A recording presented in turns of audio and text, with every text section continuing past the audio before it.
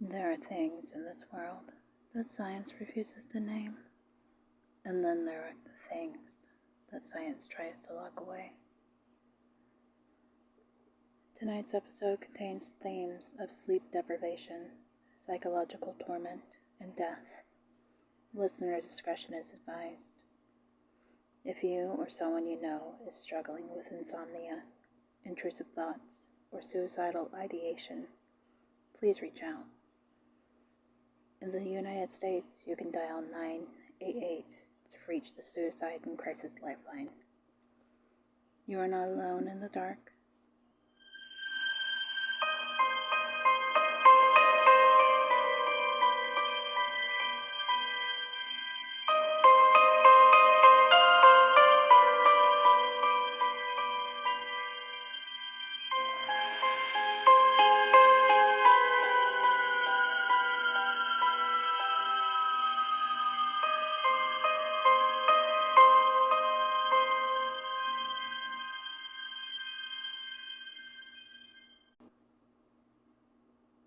Welcome back to the Morbid Witch Podcast. I'm your host, Kari, and tonight we step beyond myth and into the archives of the SCP Foundation.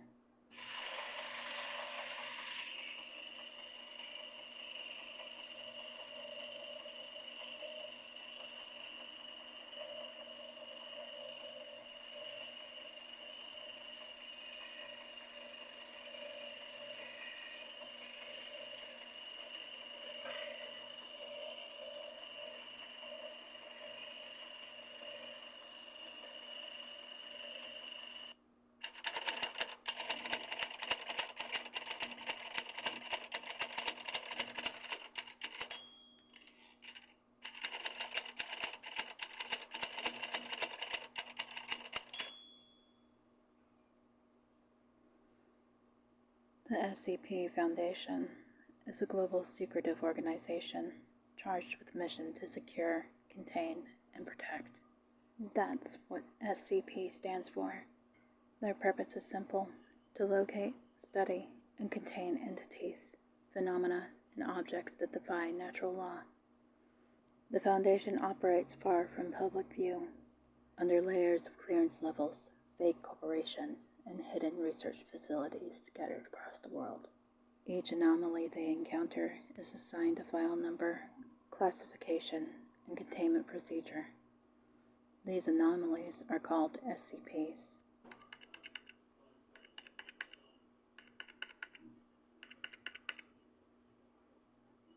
SCPs are ranked by how difficult they are to contain. Safe is easily controlled and understood. Euclid is unpredictable, partially understood, and dangerous if mishandled.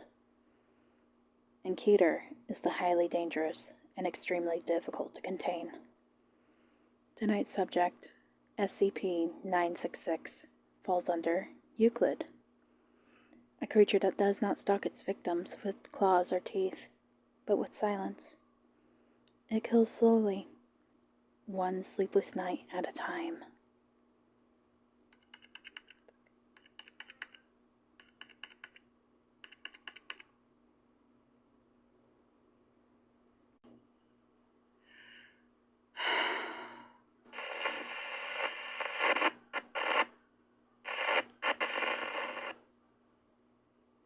The Foundation first learned of SCP-966 after a wave of unexplained deaths in rural Illinois.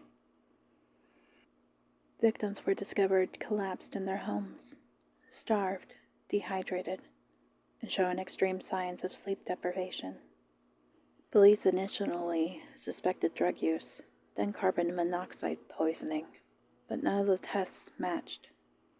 The only link between the victims was that they had all complained of nightmares, of something standing over them in the dark.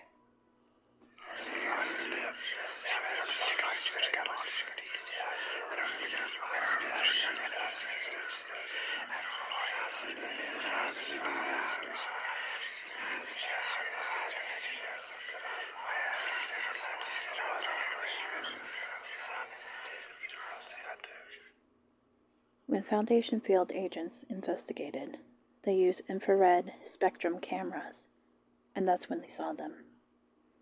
Gaunt humanoid shapes pacing through bedrooms, leaning close to sleeping, then vanishing when lights turned on. 5 entities were captured on film that night. The Foundation classified them under the new file SCP-966, Sleep Killers.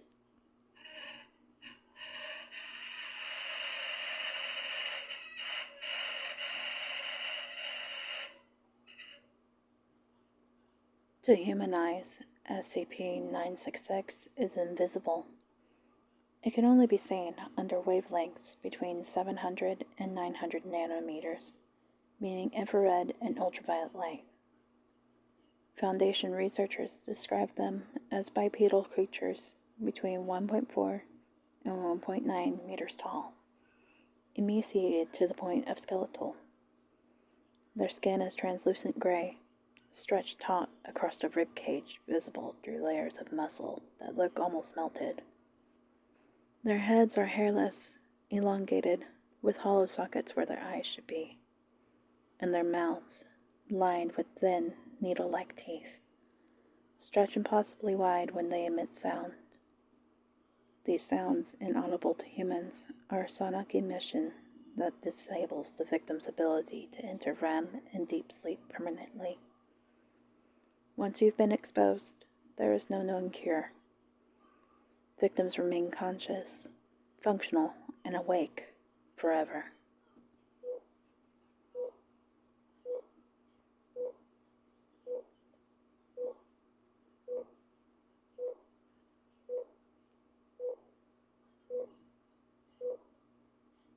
The first night, you're restless.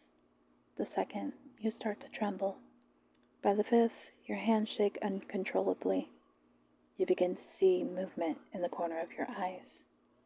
Movement that may not be imagined. After 10 nights, your mind begins to collapse in on itself. That's when the sleep killers feed. Not on flesh, but on the slow decay of your consciousness.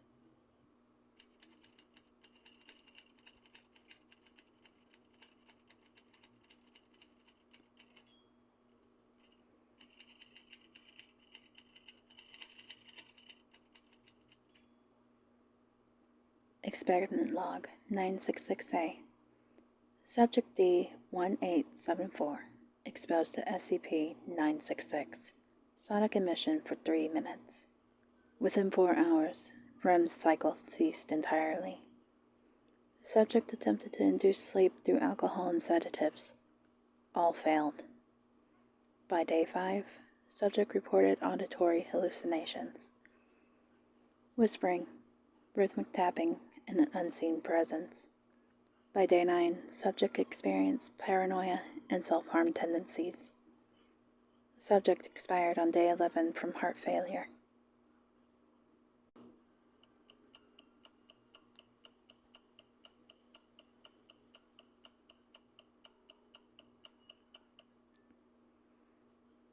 Incident Report 966-12. During containment breach, 3 SCP-966 instances escaped through air ducts. Personnel began reporting fatigue, irritability, and anxiety. Within 2 days, 17 staff members were diagnosed with complete sleep loss. Infrared scans revealed multiple entities moving between dormitories, watching the sleeping staff from ventilation grates. All 966 instances were recontained after 72 hours.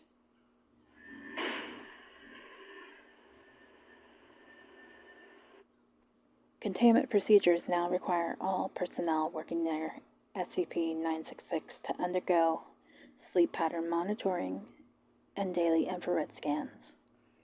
Because once the sound reaches you, you never rest again. Every culture has stories about entities that steal your rest.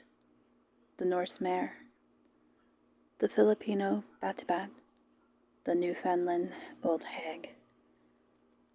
They sit on your chest, suffocate you, and whisper in your ear until you wake up gasping. SCP-966 is the scientific expression of that fear. The Foundation's way of explaining the age-old terror of something watching while you sleep.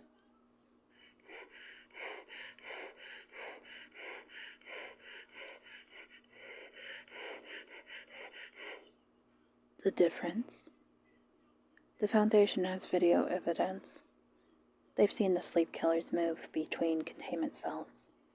They've heard the faint, impossible frequencies that strip away dreams.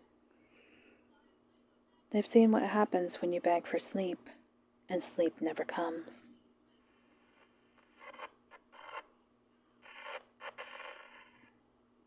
If the SCP Foundation truly exists, then maybe we aren't documenting fiction. Maybe we're just rebranding the things humanity's feared for centuries. Not ghosts, not demons, just something that science hasn't learned to name. That concludes tonight's case file, SCP-966, the Sleep Killer. Thank you for venturing with me into the archives of the Morbid Witch Podcast. Follow me on TikTok, YouTube, and Instagram for more tales that drift between folklore, myth, and classified horror. Until next time, stay strange, stay spooky, and remember, the shadows are always watching.